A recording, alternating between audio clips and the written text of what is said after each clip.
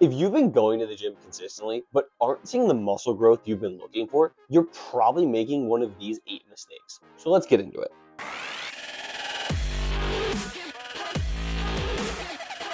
The first one is that more exercise, more sets, more volume actually means you're gonna make more gains.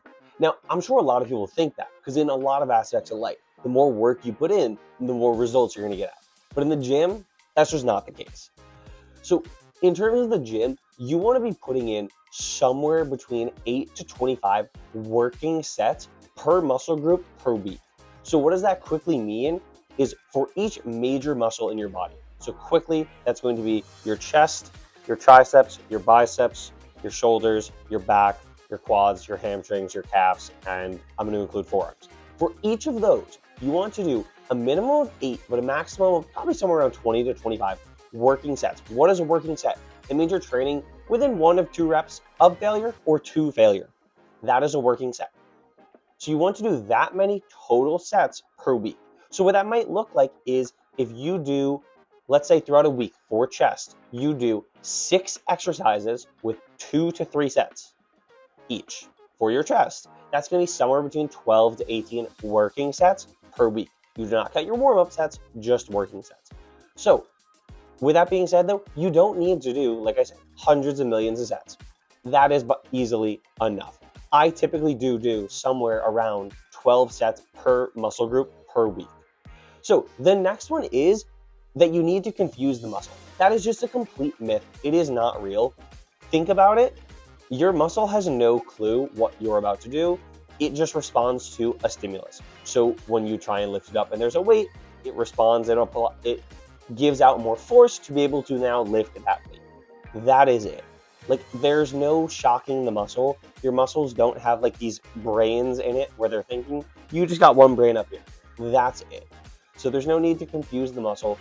And that also goes with like switching up your workouts regularly rather than, or like actually trying to shock the muscle. Both of those just are not true things. If anything, to actually see growth, you need to be progressively overloading, which means doing more than last time, whether that be sets, reps, or weight. And guess what? To accurately progressively overload, you actually need to know how much you did last time. So you need to be sticking with the same exercises. The next one is that if you're not sore, it's not a good workout. Now that is just completely a myth. Like, it is just not true at all.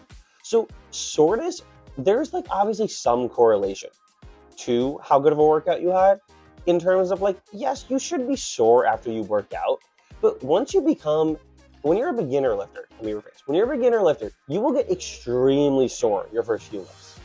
But the more you start regularly lifting, the less sore you actually end up getting. What soreness really, when you really get hit with soreness, it's actually usually more due to novelty. So it's when you try something new. So if you've ever gone to a new gym, tried out a new machine, even if it's for a muscle that you regularly hit, maybe you try a new chest machine you've never tried before, you're actually more likely to get sore from that rather than doing an extra like 3 sets, which obviously 3 sets is more effective in terms of building muscle than 1 set of one random new exercise. So soreness really isn't a good gauge.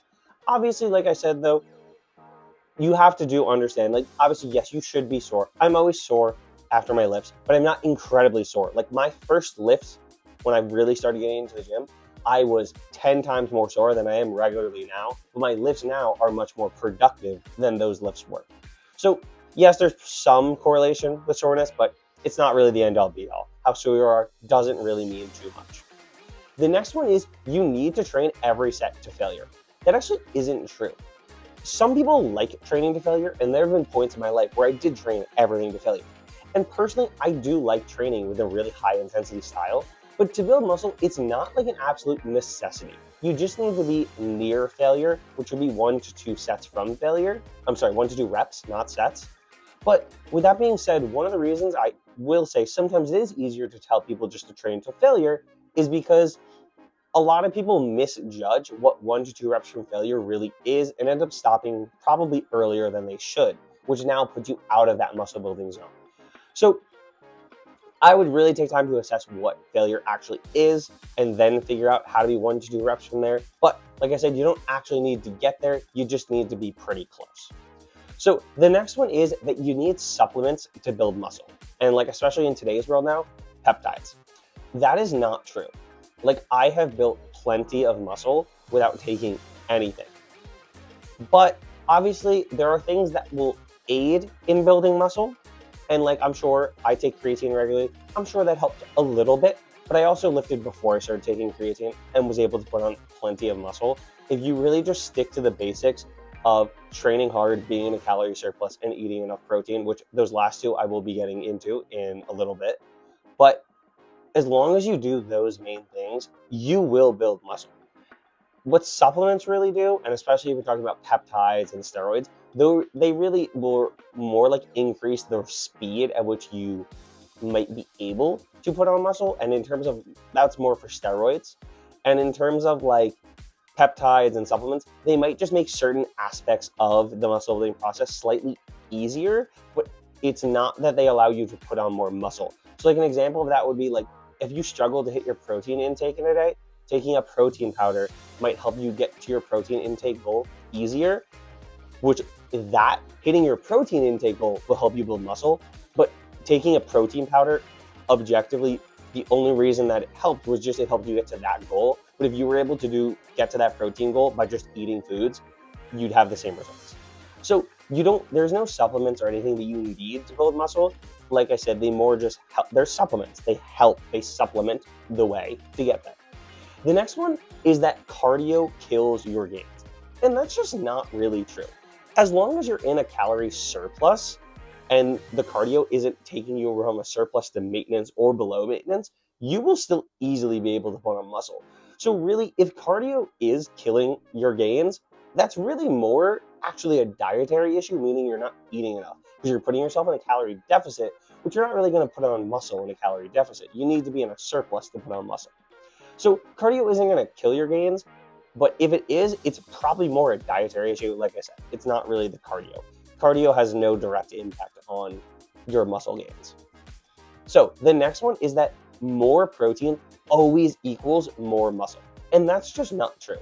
There's a threshold, and if I'm going on the aggressive side for like as much protein as you can eat, I'd probably say like 1.2 grams of protein per pound of body weight. So if you're curious what that means, you know what that means.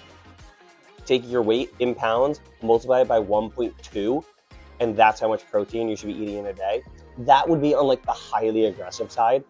I typically would suggest anywhere from 0.7 to 1.0 grams of protein per pound of body weight. So you just do the same thing, take your body weight in pounds, multiply by any of those numbers. I typically range somewhere in there. I know on any given day, on the bare minimum, I'm eating 160 grams of protein. Sometimes it gets up to like 220, 240, and currently I'm weighing about 200 pounds. So like it's somewhere in there every day. I also personally find it very easy to get my protein in, so I don't really have to think too much about protein. But if you started eating like 400 grams of protein a day, it's not going to really help you.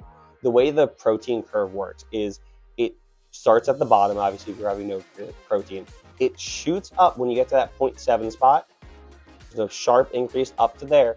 And then from 0.7 to like 1.0, there's like some modest gains. It's not really too crazy. And then once you get over like 1.2, there's like no gain. And then when you start getting up even higher and higher, it's actually going to start decreasing. So there really isn't a need to be having more protein than that. If we're going with a really wide range, it would be like that 0.7 to that 1.2 range. But realistically, anywhere between 0.7 and 1 gram of protein per pound of body weight is more than enough to achieve any goals you're looking for in the gym. And the last one is that you can out train a bad diet.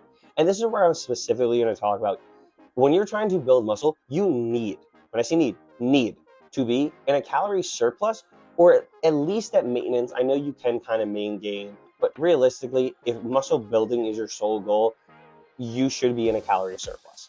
So it does not matter how hard you're training, your diet is important because in the gym is where you're tearing apart all your muscles, you're tearing everything down. Then while you sleep is where it gets repaired. But to have the energy and the nutrients your body needs to eat to be able to repair and sleep. If you're not giving your body the fuel it needs to repair itself, it's not going to. So you need to be eating in a good diet. So calorie surplus, in case you don't know what that means, quickly I'll go over it. Your weight, right? If you were to weigh yourself, every day for a week and your weight did not change, whatever your average calories for each day for that week is, would be about your maintenance calories. If you started, and let's say that was, you were eating 2,800 calories a day and you stayed at 180 pounds for the entire week, right? That would be your maintenance calories. Let's say you now start eating 3,200 calories a day, and at the end of 1 week, you now have gained 1 pound. Guess what? You are in a surplus. And the vice versa would be true for a deficit if you were below 400 from that. It's pretty simple. I have a full video on that if you would like to figure it out. But for this video's purpose, in terms of muscle building, you cannot outtrain a bad diet. You need to be eating relatively good foods in a surplus with a solid amount of protein, which I just went over. So with that being said, those are probably the biggest myths and issues people have when building muscle. I hope this helped. Make sure to like, comment, subscribe, make some of these changes, and I'll catch you next Sunday at 5 p.m. Catch you there.